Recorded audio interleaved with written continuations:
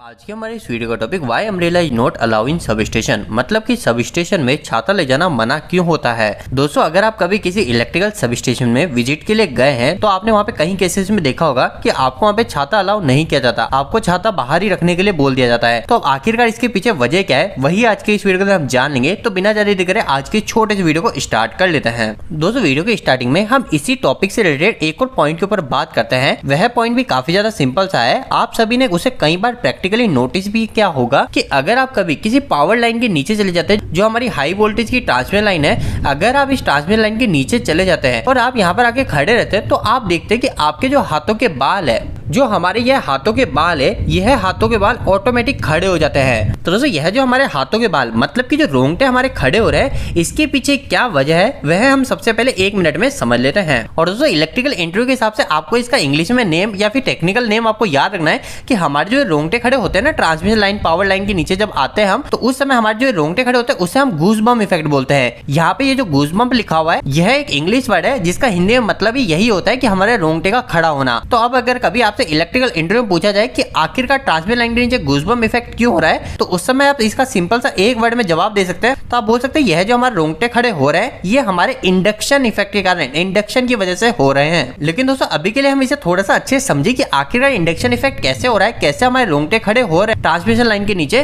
तो ये काफी ज्यादा सिंपल सा है। आप उदाहरण के लिए मान लीजिए ये हमारी एक ट्रांसमिशन लाइन है और साथ ही साथ यह भी मान लीजिए कि इस ट्रांसमिशन लाइन में हमारे 400 kV वोल्टेज प्रेजेंट है, मतलब कि हमारे 4 लाख वोल्टेज प्रेजेंट है। अब दोस्तों, जब भी हमारी इतनी हाई वोल्टेज ट्रांसमिशन लाइन होती है तो आपने कई बार सुना होगा, अगर नहीं सुना है तो आपको आगे से याद रखना है, 400 kV तो हमारी इस लाइन में प्रेजेंट है जो कि हमें पता है। लेकिन हमारी जो ये वायर है ना, इस वायर के बाहर जो हमारी एयर है ना, इस एयर में भी हमारे कुछ वोल्टेज प्रेजेंट रहता है। जैसे कि हमारे वायर के हम थोड़ी सी दूर में जाके देखेंगे तो यहाँ पर हो सकता है कि हमें 300 kV 3 लाख वोल्टेज देखने को मिले। अगर हम थोड़ा और देखेंगे तो यहाँ पर हमें 200 kV, थोड़ा और 100 kV, इससे थोड़ा और 50 kV, ऐसे 10 kV 5 kV, इस तरीके से हमारे एयर के अंदर भी वोल्टेज प्रेजेंट रहते हैं। और दोस्तों, यहाँ पर ये जो वोल्टेज का डिफरेंस आता है कि यहाँ पर हमारे 300 kV एयर में और इस जगह हमारे 10,000 वोल्टेज प्रेजेंट है हवा के अंदर।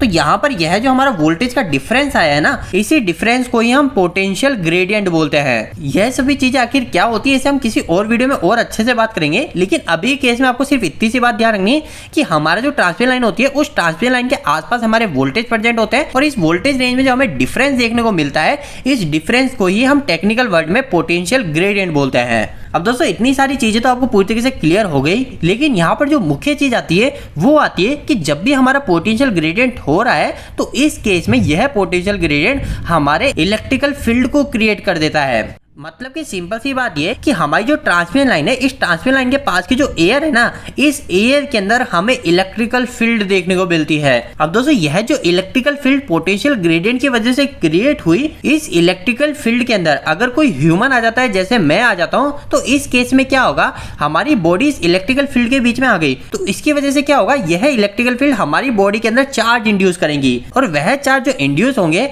वह चार्ज इस इलेक्ट्रिकल फील्ड की तरफ अट्रैक्ट होंगे, मतलब कि उसकी तरफ उसे फोर्स लगेगा, उसकी तरफ जाने के लिए वो अट्रैक्ट होंगे। तो इसी रीजन से दोस्तों हमारे क्या होता है, हमारे गूज़बम्प इफेक्ट होता है, हमारे रोंगटे खड़े होते हैं। रोंगटे इस वजह से खड़े होते हैं, जब हमारी पावर लाइन के नीचे खड़े हो जाते हैं तो हमारी जो बॉडी है वह बॉडी हमारे इलेक्ट्रिकल फील्ड की रेंज में आ जाती है। अब इलेक्ट्रिकल फील्ड की रेंज में आने के कारण हमारी बॉडी के अंदर चार्ज इंड्यूस होते हैं और चार्ज इंड्यूस जो होते हैं वह चार्ज हमारे इलेक्ट्रिकल फील्ड की तरफ अट्रैक्ट होंगे, जिसका इफेक्ट हमारी पूरी बॉडी में तो नहीं देखने को मिलता, लेकिन हमारी जो बॉडी का हल्का पार्ट होता है जो कि हमारे रोंगटे होते हैं उसमें हमें यह इफेक्ट देखने को मिलता है। लेकिन दोस्तों, यहाँ पर एक और बात आती है जिसके ऊपर मैंने ऑलरेडी वीडियो भी बना रखा है। वह बना रखा है कि आपने कई बार सुना होगा कि हमारी जो हाई ट्रांसमिशन लाइन होती है, हाई वोल्टेज की जो लाइन होती है, वो दूर से ही हमें अपनी तरफ खींच लेती है। आखिरकार वो क्यों होता है? तो दोस्तों, उसके पीछे भी कहीं ना कहीं यही रीजन है। हमारी हाई वोल्टेज लाइन हमें उस केस में खींचती है जब हम एक स्ट्रॉन्ग इलेक्ट्रिकल फील्ड की रेंज में आ जाते हैं। मतलब कि अभी तो आप नीचे जमीन पे खड़े हो, हमारी इस जमीन और इस पावर लाइन के बीच में काफी बड़ा डिफरेंस हो गया है। तो इस वजह से क्या हो गया है,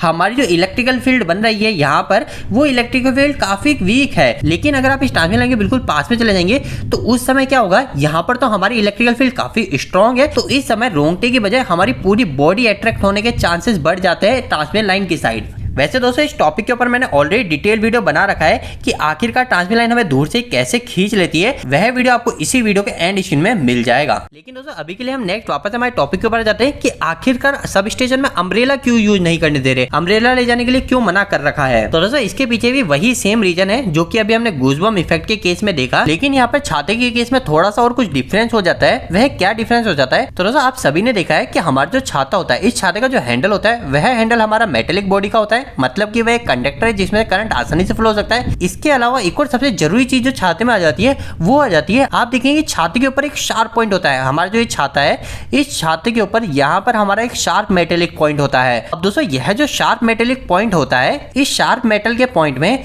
हमारे नॉर्मल मेटल के पॉइंट से कुछ डिफरेंस हो जाता है। आखिर यहाँ पर डिफरेंस क्या हो जाता है, तो जैसे मान लीजिए ये हमारा बिल्कुल एक फ्लैट मेटेलिक पॉइंट है और ये हमारा यहाँ पर शार्प मेटेलिक पॉइंट आपको दिख रहा है। ये यहाँ पे जो एजेस है, ये एजेस इसके बिल्कुल शार्प है, तो ये शार्प मेटेलिक पॉइंट है। दोस्तों इन दोनों ही केस में अगर इन दोनों को इलेक्ट्रिकल फील्ड से कनेक्ट कर दिया जाएगा, इलेक्ट्रिकल फील्ड में अगर इनको रख दिया जाएगा, तो इस केस में दोनों में हमारे चार्ज इंड्यूस होंगे। लेकिन हमारा जो शार्प मेटेलिक पॉइंट होगा ना, इसका नेचर ये होता है कि इसमें जो ये शार्प पॉइंट होता है, यहाँ पर हमारे एक जगह पे चार्ज आके काफी ज्यादा इकट्ठे हो जाता है। यानी कि हमारे जो भी इस मेटल के अंदर चार्ज इंड्यूस हो रहे हैं, उसमें अधिकतर चार्ज हमारे शार्प पॉइंट पे ही आके इकट्ठे हो जाता है, जिसकी वजह से क्या होता है, हमारे यहाँ पे जो इलेक्ट्रिकल फील्ड बनती है वह इलेक्ट्रिकल फील्ड स्ट्रांग हो जाती है। और यहाँ पर इलेक्ट्रिकल फील्ड स्ट्रांग होने की वजह से हमारा जो करंट का डिस्चार्ज हो रहा है, जो हमारी ट्रांसमिशन लाइन में पोटेंशियल ग्रेडियंट की वजह से हमारी जो इलेक्ट्रिकल फील्ड बन रही है, उस इलेक्ट्रिकल फील्ड की मदद से जो करंट का डिस्चार्ज हो रहा है, उस करंट के डिस्चार्ज मतलब करंट के फ्लो होने में काफी ज्यादा आसानी हो जाती है। मतलब कि हमारे करंट के फ्लो होने के चांसेस काफी ज्यादा इंक्रीज हो जाते हैं, बढ़ जाते हैं। तो दोस्तों इसी कारण से मना किया जाता है कि कभी भी छाते को सब स्टेशन में यूज ना कीजिए, क्योंकि अगर हम छाते को सब स्टेशन में यूज करेंगे तो उसकी वजह से हमारे इलेक्ट्रिकल शॉक लगने का काफी ज्यादा खतरा बढ़ जाता है। और दोस्तों इसी चीज को आप प्रैक्टिकली एग्जांपल से और भी देख सकते हैं। आप सभी ने हमारी कंपनी में, घरों में लाइटनिंग अरेस्टर को जरूर देखा होगा। अब वह जो लाइटनिंग अरेस्टर हम लगाते हैं, हमारे घर की सबसे ऊंची जगह पे, हमारी कंपनी की सबसे ऊंची जगह पे जो लाइटनिंग अरेस्टर लगाते हैं, उसमें भी आप देखेंगे हमारा जो टॉप पॉइंट होता है उसको हम शार्प रखते हैं। वहां पर इसे शार्प रखने के पीछे वजह क्या होती है, तो वो यही वजह होती है कि कभी लाइटनिंग होगी, मतलब कि कभी बिजली गिरेगी, तो हमारा जो करंट है वह करंट इस शार्प पॉइंट की मदद से आसानी से डिस्चार्ज हो जाएगा। तो इसी वजह से लाइटनिंग अरेस्टर में भी हमारे शार्प पॉइंट का उपयोग किया जाता है। तो दोस्तों आज का यह वीडियो थोड़ा सा बड़ा बन गया और थोड़ा सा कंफ्यूजन भरा भी रह सकता है, लेकिन उम्मीद करता हूं इस वीडियो के माध्यम से आपको कहीं ना कहीं कुछ बेहतर जानकारी मिली होगी। आपको ये वीडियो कैसा लगा, इस वीडियो को लाइक करके जरूर बताएं। अगर आपको कोई भी सवाल इस वीडियो के प्रति या फिर इलेक्ट्रिकल आप मुझे नीचे कमेंट बॉक्स में कमेंट करके पूछ सकते हैं। इलेक्ट्रिकल वीडियो से आप देखना पसंद करते हैं, आज हमारे चैनल को सब्सक्राइब कर लीजिए। आज के लिए इतना ही, धन्यवाद।